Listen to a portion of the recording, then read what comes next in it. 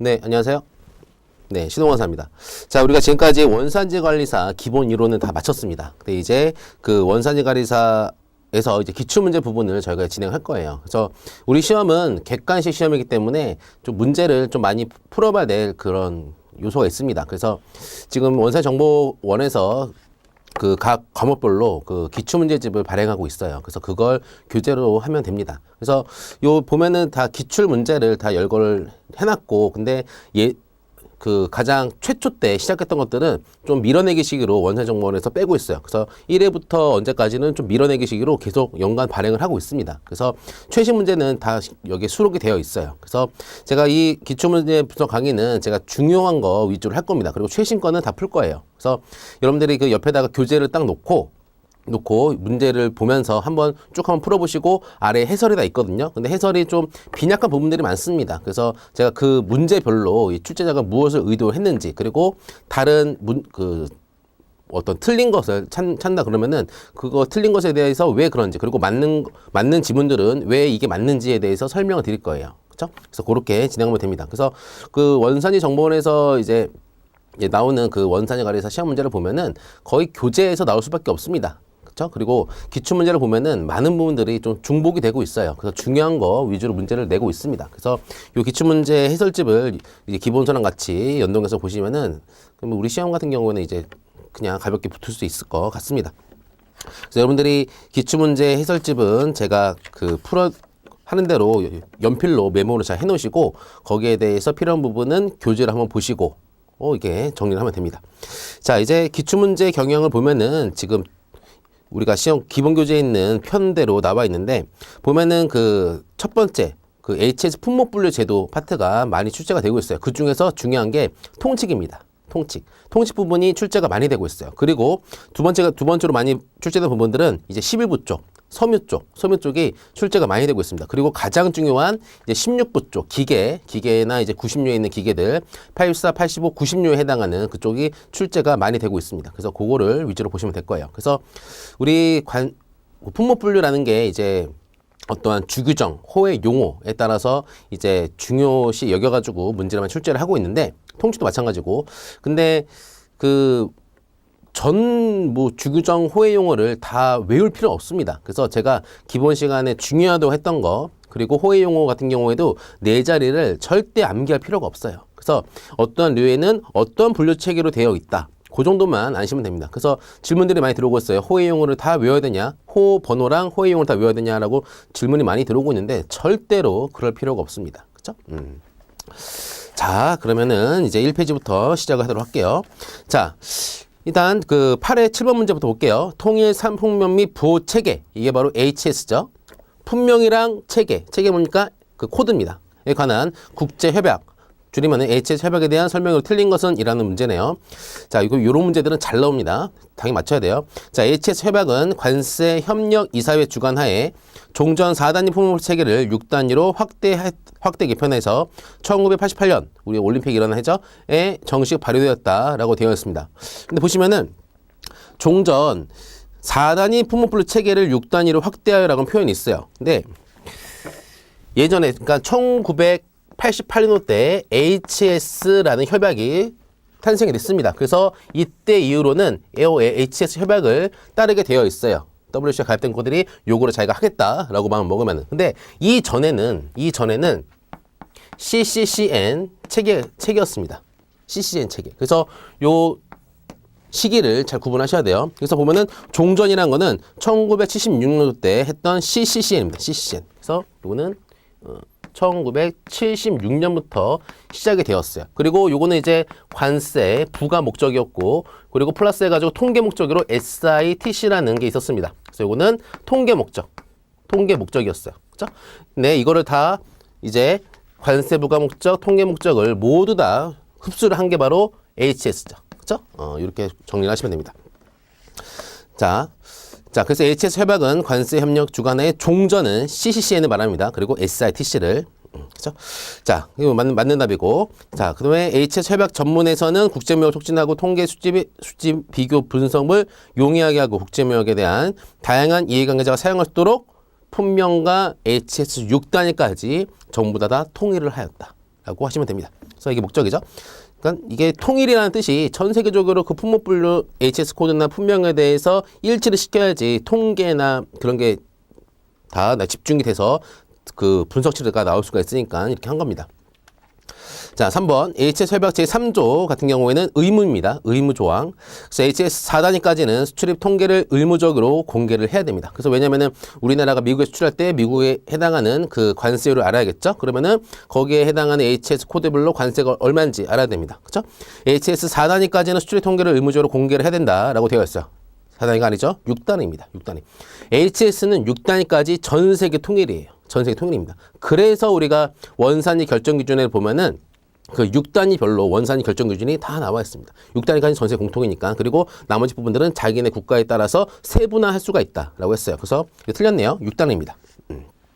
자, 그 다음에 HS 협약 부속서 HS 품목 분류표. 이게 바로 관세율표죠. 요거를 우리나라에서 관세법에 들어와가지고 만들어진 게 관세율표입니다. 부속서죠. HS 품목 분류표는 부류, 호, 소로 구성되어 있다. 정답이죠. 그래서 6단입니다. 자, 이제 다음 장 7의 1번 문제 볼게요. HS 협약에 관한 설명으로 옳은 것은 이라고 되어 있습니다. 자, HS 협약 제정 목적은 국제 상품 물류 체계에 대한 통일을 위하고 국제무역 촉진을 위해서 있습니다.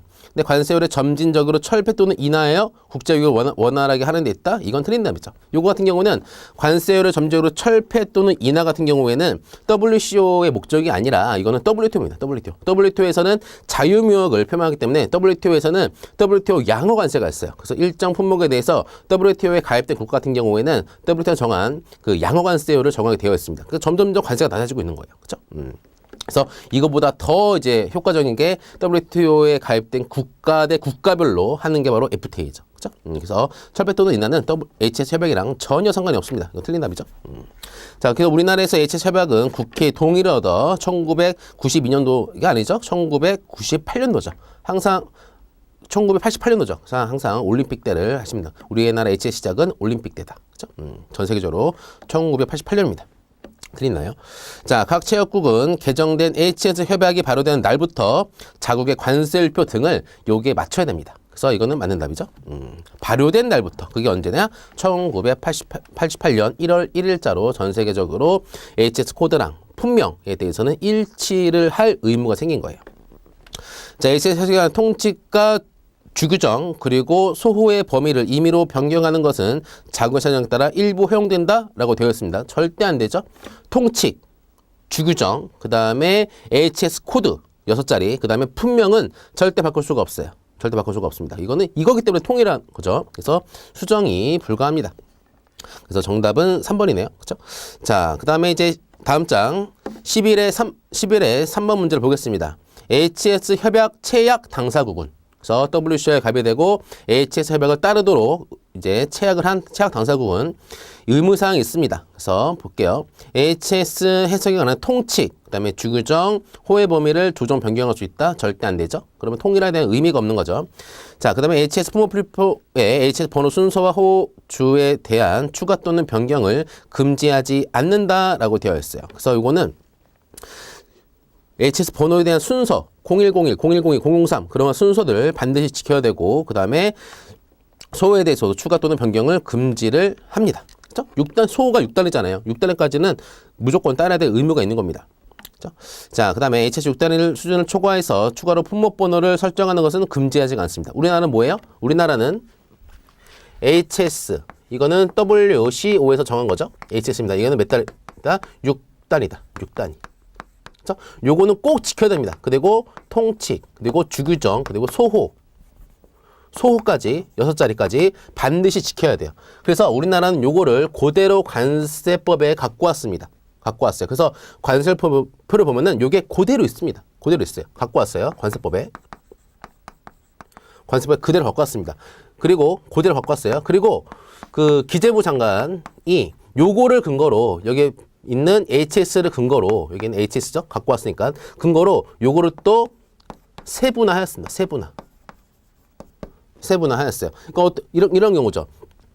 그 외국에서 만약에 뭘까요? 뭐 전압기를 갖고 왔다. 그러면은 전압기 같은 경우에는 뭐 8504XX에 분류를 할 겁니다. 근데 우리나라에서는 여기에 따라서 이제 관세를 매기게 되어 있어요. 그리고 그 수입하면은 생안전 확인 대상, 그리고 수입 요건, 전기통신법을 득해야 되냐 그런 게 있습니다. 그런 걸로 정해 바로 HSK입니다. 세분화했어요. 우리나라는 몇 자리다? 10자리다. 10자리까지 세분화를 한 것입니다.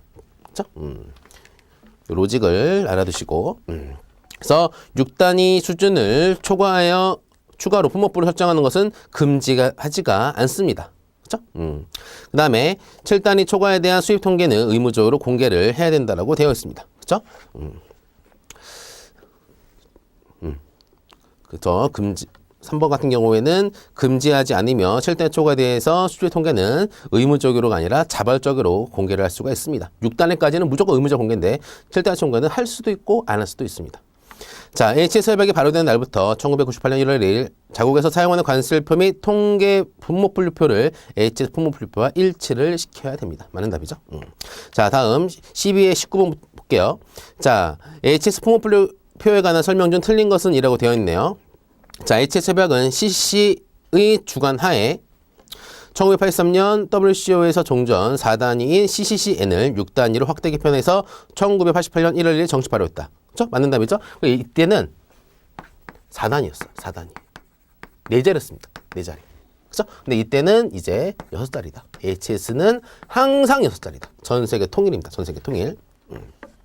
자, HS 품목분류표는 가공도가 높아지는 순서대로 물품을 분류하는 것을 원칙으로 합니다. 그래서 보면은 일부에는 뭐가 분류돼요? 그 동식물성 생산품이 분류를 합니다. 그리고 일부에서 어떤 특정 가공을 하면은 어디로 가요? 일반적으로 4부로 갑니다. 그래서 그 HS 같은 경우는 품목 분류가 이렇게 가공도 그리고 재질별 그렇게 분류를 하고 있어요. 그렇죠? 그렇기 때문에 이게 바로 그 원산지 결정 기준에 주로 쓰이는 거죠. 그렇죠?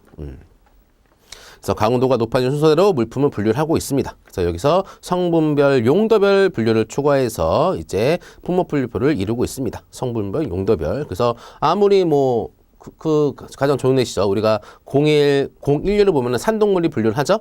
근데 이것들이 용도가 만약에 흥행용이다 그러면은 95085로 갑니다. 자, 그런 것이 예시예요.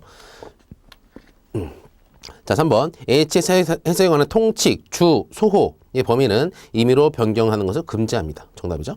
각 체약 당사국은 HS 국내법으로 시행하는 데 필요한 문맥을 조정할 수 없으며 HS 6단위 수준을 초과해서 추가로 품목분류를 설정하는 것에 대해서 금지하지 않는다라고 되어 있어요. 보시면은 HS를 국내법으로 시행하는 데 필요한 문맥을 조정할 수 없으며 라고 되어 있습니다. 문맥이라는 것은 실질이 아니에요. 문맥은. 그래서 그 뭡니까? HS 협약에 있는 우리 통칙, 주규정, 호의 용어들을 보면은 다 영문으로 되어 있어요. 그래서 우리나라는 영문에 있는 내용들을 가지고 와가지고 우리나라 말로 해석합니다. 그래서 우리가 이렇게 공부를 할 수가 있는 거죠. 근데 그 영어에 대해서 문맥 갖고 왔을 때 해석이나 그런 걸 할 때 자국의 실정에 맞게 문맥까지는 조정할 수가 있습니다. 이건 당연한 거죠. 그렇죠? 우리나라의 이 영어를 갖고 와가지고 우리나라 실상의 품목분류 체계에서 맞춰야 되는데 요거에 대해서는 관련 통칙, 주규정 그런 거에 대해서 문맥에 따라서 맞출 수가 있습니다. 그거는 됩니다. 그래서 필요한 문맥을 조정할 수가 있다. 정답이네요. 그렇죠? 됐습니다. 자, 이제 13회 볼게요. 13회 1번 문제입니다. 다음 장. 협약에서 규정한 체약 당사국의 의무사항에 관해서 잘못 설명한 것은 이라고 되어 있습니다. 그래서 수출입 무역 통계를 반드시 공개해야 된다라고 되어 있어요. 그렇죠? 수출입 무역 통계를 반드시 공개해야 된다? 반드시란 말이 틀렸죠. 그래서 국가 안보 등이 걸린 사유 같은 경우에는 공개를 안 해도 됩니다. 그러니까 뭐 무기 같은 경우죠. 무기 같은 거. 우리나라 93에 해당하는 무기류를 얼마만 수입하고 수출했냐? 그건 공개할 필요가 없습니다. 그렇죠? 국가 안보에 관한 것은 반드시 공개를 할 필요가 없습니다. 각 체약 당사국은 HS를 국내법으로 시행하는 데 필요한 문맥을 조정할 수가 있습니다. 맞죠? 그다음에 HS 번호 순서를 준수를 해야 되고, 그다음에 HS 품목분류표의 호와 소에 대해서 추가 또는 변경 없이 반드시 그들을 함께 사용을 해야 됩니다. 됐습니다. 자, 그다음에 옆에 있는 15회 2번 문제를 볼게요. 자, 협약의 제정 배경과 목적에 맞지 않는 것이라고 되어 있습니다. 자, HS 협약의 정식 명칭은 International Convention on the Harmonized Commodity Description and Coding System이라고 되어 있어요. 이거 같은 경우에는 이들을 약칭해서 HS 컨벤션, HS 협약이라고 되어 있습니다. 그래서 이 같은 경우는 HS 협약의 정식 명칭이라고 되어 있어요. HS 협약의 정식 명칭. 그래서 보시면은 배경과 목적이 되는데 이거는 정식 명칭일 뿐입니다. 그래서 배경하고 목적이라고는 상관이 없는 거죠. 그렇죠? 이건 단순히 정식 명칭이에요. 자, 그래서 2번, 3번, 4번이 그 HS의 배경 및 목적입니다. 그러니까 이런 거는 뭐 좋지 않은 문제예요. 1번도 맞는 답인데, 그렇죠? 배경 및 목적에 맞지 않는다고 정의로서 표현했다고 이거 틀렸다고 하는데 이거는 하여튼 맞는 말입니다. 정식 명칭이라는 뜻은. 됐습니다. 자, 이제 제2장을 볼게요. 자, 16회 1번 문제부터 보겠습니다. HS 품목분류 제도에 대한 설명으로 맞는 것으로 되어 있네요. 자, 관세법 별표는 딱 하나 있죠? 관세율표가 있습니다. 관세율표, 요거죠? 관세율표. 관세법 갖고 온 관세표가 바로 요겁니다. 자, 요거. 자, 관세법의 관세표에서 HS 협약에서 규정한 주와 별도로 국내주를 규정하고 있으며 라고 되어 있습니다. 그리고 관세율표 제17류 당의 평간독수 시험 방법은 국내주에 해당한다 라고 되어 있어요. 자, 물어보는 게 무려 두 가지가 있네요. 자, 관세법표 관세법 같은 경우에는 HS 협약에서 규정한 주와 별도로 국내주를 규정하고 있다 라고 되어 있습니다. 그래서 보시면은 통칙 주 소호가 있습니다. 다 갖고 왔어요. 우리나라 관세법에. 근데 국내 실정에 맞게 여기에 대해서 그 주규정이나 그 다음에 호 같은 거를 우리나라에서는 추가를 합니다. 대표적으로 이런 호를 임의호라고 그래요. 임의호. 우리나라에만 있는 거. 그래서 이 대표적인 게 보시면은 2716호가 바로 뭐냐면은 전기 에너지예요. 전기 에너지. 그래서 이 전기 에너지 같은 경우는 우리나라만 있는 겁니다. 우리나라에만. 그래서 우리나라에서 이거를 설정해 놓은 거예요. 왜냐? 우리가 통일되면은 중국으로부터 전기 같은 걸 수입할 수가 있잖아요. 그런 걸 대비해 가지고 요런 게 있어요. 이런 게 있습니다. 그다음에 주규정 같은 경우에도 바로 갖고 온 주규정이 있고 국내에서 통용되는 국내 추가주가 있습니다. 국내 추가주. 몇 가지가 있어요. 몇 가지가 있습니다. 그래서 그중에도 대표적인 것을 보면은 요런 게 있어요. 그 37류에 보면은 그 영화용 필름에 대해서 그 단수 계산이라는 표현이 있습니다. 단수 계산. 필름이죠? 필름입니다. 그래서 그 영화용 필름 같은 경우에는 일반적으로 우리나라에서는 그 물품을 수입할 때 대부분 종가세입니다. 종가세가 뭐냐면은 물품에 대해서 어떠한 가격에 대해서 CIF 감정 따른 과세 가격 곱하기 여기다 관세율을 정하게 되어 있어요. 근데 얘 같은 이 바로 종가세고 종량세 같은 경우에는 이게 수량입니다. 그래서 여기는 길이, 무게 등등에 대해서 퍼센테이지가 있습니다. 이게 바로 종가세, 얘는 종량세예요. 그래서 종량세 같은 경우는 일부 특별히 정해놓고 있습니다. 그래서 모든 품목은 거의 다 99%가 다 이런 거를 채택하고 있고, 그래서 이런 종량세 같은 경우는 이런 게 있어요. 대표적인 예시가 이겁니다. 그래서 영화 필름 같은 경우에는 필름에 대한 가격에 대해서 그 퍼센테이지 관세율이 있는 게 아니라 영화 필름 같은 경우에는 길이에 대해서 세율이 매깁니다. 길이에 대해서. 그래서 1m 몇 미터에 대해서 뭐 3m다. 영화 길이가. 그러면 여기에 대해서 얼마만큼의 관세율을 부과하게 되어 있어요. 그러면은 이 영화 필름 같은 경우에는 만약에 이게 3m 뭐 40cm다. 그러면은 이거를 3m로 되어 있고 4m로 되어 있어요. 그러면은 요걸로 봐야지 헷갈립니다. 그런 경우에는 그래서 주규정에 보면은 요런 게 있어요. 숫자가 50. 그래서 50이 안 되면은 4, 4, 5, 2, 4, 4, 5, 2. 4까지는 죽여버리고 5에서는 올린다. 4, 4, 5, 2 규정이에요. 그래서 4죠? 죽여버려. 그죠? 얘는 뭐예요? 3m입니다. 만약에 3m 뭐 50이다? 50이죠? 올라가. 4m입니다. 그래서 이러한 것들이 국내 추가주에 있습니다. 국내 추가주. 그래서 국내에서만 적용되는 주규정이 있습니다. 그죠? 자, 그래서 국내 주를 규정하고 있습니다. 관세율표에서는 우리나라 실정에 맞게. 자, 그리고 관세율표 17류에 당의 평강독수 시험 방법이라는 게 있어요. 당의 평강독수 시험 방법은 뭐냐면은 17류는 뭐가 분류돼요? 당입니다. 당. 자당, 과당, 포도당, 메가당 그런 당들이 분류를 해요. 당 것들. 근데 이 당 같은 경우에는 그 당도에 따라서 관세율이 차이가 납니다. 당도에 따라서. 그래서 그런 당도를 측정하는 방법이 17류 국내 주규정에 있어요. 국내 주규정에. 그렇죠? 이거는 맞는 답이네요. 자, 이제 관세 통계 통합 품목 분류표. 이거는 이제 기재부 장관이 고시하는 HSK입니다. 더 세분화를 한 거죠. 더 세분화. 그래서 이거는 관세법에서 기재부 장관은 HS에 대해서 세분화를 할 수 있다라는 근거 규정이 있어요. 그러니까 할 수가 있는 겁니다. 그래서 기재부 장관이 고시합니다. 그래서 이렇게 관세율 확인, 통계 파악 등의 필요에 따라서 세분류한 것입니다. 주로 관세표, 통계, 수출입 공고 등에 사용이 됩니다. 수출입 공고는 뭐예요? 그 수입 제한 품목, 수입 금지 품목, 그리고 어떠한 물품에 대해서는 세관장 확인 대상이다. 그런 거를 규정해 놓은 겁니다. 그래서 이런 게 다 HS 10단위별로 다 규정이 되어 있어요. 그렇죠? 자, HS 해설서와 HS 품목 분류 의견서가 나왔네요. HS 해설서 같은 경우에는 그 관청장, 그리고 HS 품목 분류 의견서도 관청장이 고시를 합니다. 그래서 HS 협약 체결 당사자가 법적 구속력은 없습니다. 구속력이 있는 건 뭐예요? 요겁니다. 요거. 구속력이 있는 건 얘예요. 얘네들 같은 경우는 한마디로 그겁니다. 참고를 해라. 법적 구속력은 없습니다. 그래서 우리나라는 관세법 제85조 규정에 따라서 품목 분류 적용 시 법적 효력의 일부를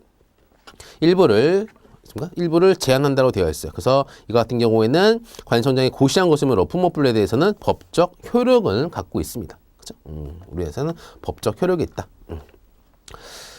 자, 그 다음에 품목분류 사전심사 통지 같은 경우는 행정처분이 아니므로 품목분류에 이의가 있는 경우에는 재심사를 신청할 수가 없다라고 되어 있어요. 바뀌었습니다. 작년에 바뀌었어요. 그래서 우리가 이제 수출 또는 수입을 하기 전에 이제 수출업자, 수입자, 제조자, 그리고 관세사 등등이 그 내가 수출입하고자 하는 물품에 대해서 관세청장한테 품목분류에 대해서 사전에 이거 물어보겠습니다. 물품 같은 걸 제시를 하고 그 신청서를 하면은 그 나는 이 물품에 대해서 HSK가 10단위가 여기일 것 같다라고 이제 질의를 해요. 그러면은 관세청장이 분석을 한 다음에 내가 판단할 때는 이거다라고 합니다. 그러면은 이거에 대해서 일선 세관장들은 여기에 구속될 수밖에 없어요.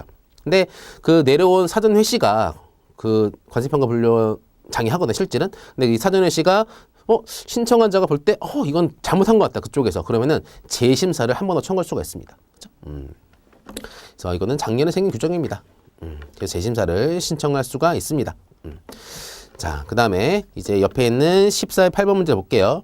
자, 똑같은 문제들이 좀 반복을 하고 있습니다. HS 품목분류표와 관세표에 대한 설명으로 틀린 것은 이라고 되어 있습니다. 그래서 HS 품목분류표는 HS 협약 부속서입니다. 부속서. 협약이 있으면 1항 1조, 2조, 3조 그렇게 있으면은 그 따로 별표로 붙어 있는 게 바로 부속서예요. 그 바로 HS입니다. 품목분류표 부속서입니다.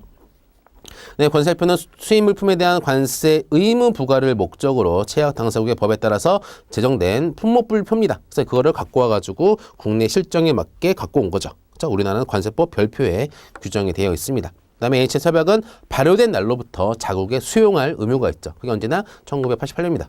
자, 우리나라의 관세표는 HS 품목분류표의 번호 순서를 준수를 해야 됩니다. 그리고 통칙과 국내주를 추가해서 운영하고 있다라고 되어 있어요. 맞죠? 통칙과 국내주를 추가해서 운영하고 있다라고 되어 있습니다. 보시면은 이것도 의아할 수가 있어요. 국내 추가주는 알겠습니다. 아까 설명드렸죠? 근데 보시면은 통칙을 추가한다라고 할 수 있을 거예요. 보시면은 관세법 통칙은 HS상 통칙은 HS 협약상 통칙은 1부터 6까지 있습니다.